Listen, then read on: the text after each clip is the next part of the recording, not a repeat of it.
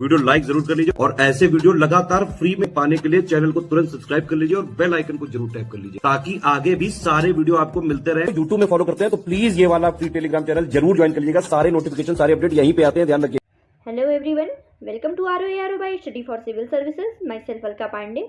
तो दोस्तों, हम पढ़ रहे थे प्राचीन भारत का इतिहास। अभी हमने देखा था चंद्रगुप्त मौर्य, बिंदुसार और अशोक के बारे में। तो अशोक के बारे में थोड़ा और आगे देखते हैं। तो चलिए शुरू करते हैं। अशोक का धर्म परिवर्तन। तो अशोक जो है वो प्रारंभ में ब्राह्मण वर्ग का अनुयायी था। बिंदुसार एवं अशोक के समय में के विषय में प्रचलित है कि वे नित्य 60,000 ब्राह्मणों को भोजन कराते थे। कलहण जो है ये अशोक को शिव का उपासक बताते हैं और कलिंग युद्ध के बाद वह बौद्ध धर्म हो गया। सिंघली अनुश्रुतियों में उसे बौद्ध धर्म में दीक्षित करने का श्रेय न्युग्रोथ को देती है, जो 7 वर्ष की आयु में बौद्ध भिक्षु बन गया था। तत्पश्चात मोगली पुत्र तिस्से के प्रभाव से अशोक पूर्ण रूपेण बौद्ध बन गए थे। फिर है वहीं दिव्यवदान और वेनसांग के अनुसार बाल पंडित समुद्र नामक व्यापारी के प्रभाव के कारण उसने बौद्ध धर्म स्वीकार किया और उपगुप्त ने उसे बौद्ध धर्म में दीक्षित किया। ठीक है। और तारानाथ ने अशोक को तांत्रिक बौद्ध यानी मातृ देवी का उपासक बताया है। आगे देख लेते हैं मोस्ट इम्पॉर्टेंट अशोक के प्रमुख शिलालेख। ठीक है। तो हम सभी को पता है टोटल 14 शिलालेख हैं। एक एक करके देखते हैं कि किसमें क्या मेंशन है। तो पहला जो शिलालेख है इसमें है पशु बलि की निंदा पहले शिलालेख में। दूसरे शिलालेख में मनुष्य व पशु दोनों की चिकित्सा व्यवस्था का उल्लेख है। तीसरे में इसमें बात करें तो इसमें राजकीय अधिकारियों को यह आदेश दिया गया है कि वे हर 5वें वर्ष के उपरांत दौरे पर जाएं। इसमें कुछ धार्मिक नियमों का भी उल्लेख है। चौथा शिलालेख तो इसमें भेरी घोष की जगह धम्म घोष की घोषणा की गई है। मोस्ट इम्पॉर्टेंट, भेरी घोष की जगह धम्म घोष। पांचवा, इसमें धर्म महामात्रों की नियुक्ति की जानकारी मिलती है।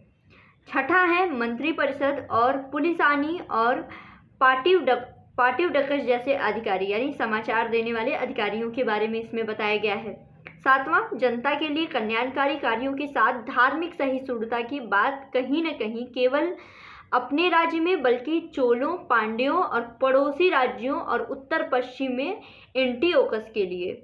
ये याद रखिएगा, जो 7वां शिलालेख है इसमें चोल पांड्यों के बारे में भी जानकारी मिलती है।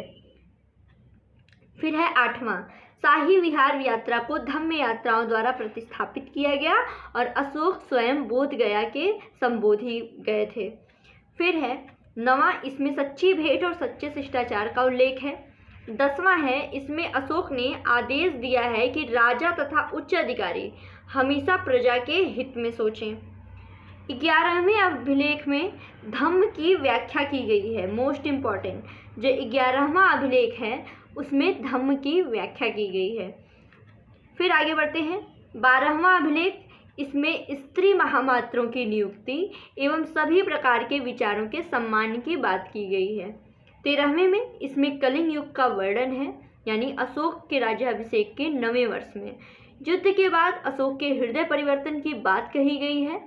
इसमें 5 यवन राजाओं का उल्लेख मिलता है जहां उसने धम्म प्रचारक भेजे थे। ये भी मोस्ट इम्पॉर्टेंट है। 14वां, अशोक ने जनता को धार्मिक जीवन बिताने के लिए प्रेरित किया। फिर अब चलिए देखते हैं अशोक के अभिलेख, उसके खोजकर्ता और किस वर्ष में उसकी खोज की गई थी। पहले है बराबर नागार्जुनी गुफा। हेरिंगटन उसके खोजकर्ता है 1785 ईस्वी में। इलाहाबाद स्तंभ लेख बर्ट 1834 ईस्वी। भाबरू कैप्टन बर्ट 1840 में। रामपुरवा कलाइल 1872 में। रूपनाथ लेख कर्नल एलिस 1872 में। मैसूर के 3 लेख राइस 1891 में।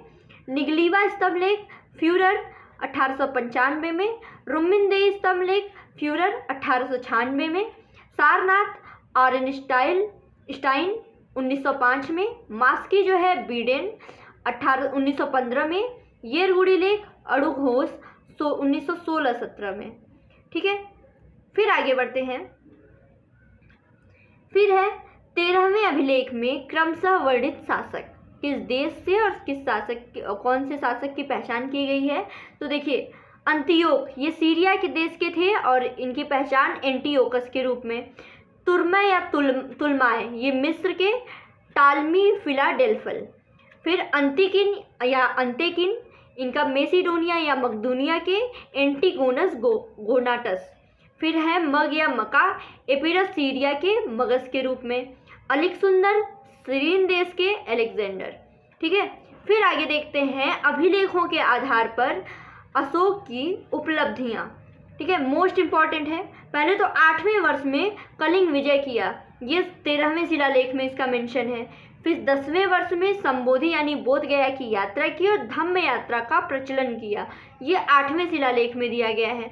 फिर 12वें वर्ष धम्म लिपि लिखना, शिलालेख संख्या 4, शिलालेख संख्या 6, आजीविकों को 2 गुफा दिया गुहालेख और युक्त राजुक प्रदेशिका को प्रशासनिक दौरों पर भेजा, ये है शिलालेख संख्या 3 में। फिर महामात्र की नियुक्ति, ये 5वें शिलालेख में है। 14वें वर्ष कनक मुनि स्तूप का आकार वर्धन किया, ये निगलीवा लेख में है। 19वें वर्ष आजीविकों को 3री गुफा दान में दिया, ये गुहालेख। फिर है 20वें वर्ष लुम्बिनी ग्राम यात्रा रुम्बिनदेही लेख में और कनक मुनि स्तूप की पूजा निगलीवा लेख में, यहाँ ये स्तंभ की स्थापना की थी। फिर आगे बढ़ते हैं। 26वें वर्ष धर्मानुशासन के नियमों से संबंधित प्रथम 6 लेखों को लिखवाया, रज्जुकों को न्यायिक अधिकार दिया और जीव वध निषेध करना, ये भी इसमें बताया गया है। और 27वें वर्ष धर्म वृद्धि कार्यों के पर्यवेक्षणों से संबंधित स्तंभ लेखों का आलेखन। ठीक है, ये मोस्ट इंपॉर्टेंट है, याद रखिएगा इनके शिलालेखों के बारे में। फिर है लघु शिलालेख, देख लेते हैं और किस स्थान पर है।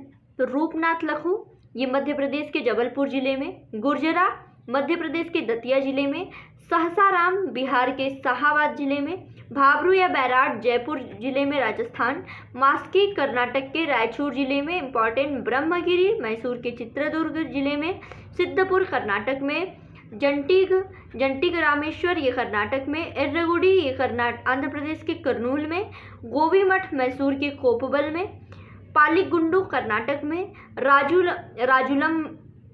राजुल मंडगिरी ये आंध्र प्रदेश के कर्नूल में, अहरौरा उत्तर प्रदेश के मिर्जापुर में, सारोमारो शहडोल मध्य प्रदेश में, नित्तूर मैसूर में, उडेगोलन बेल्लारी कर्नाटक में, पनगुडरिया सीहोर मध्य प्रदेश में, सन्नाती गुलबर्गा कर्नाटक में।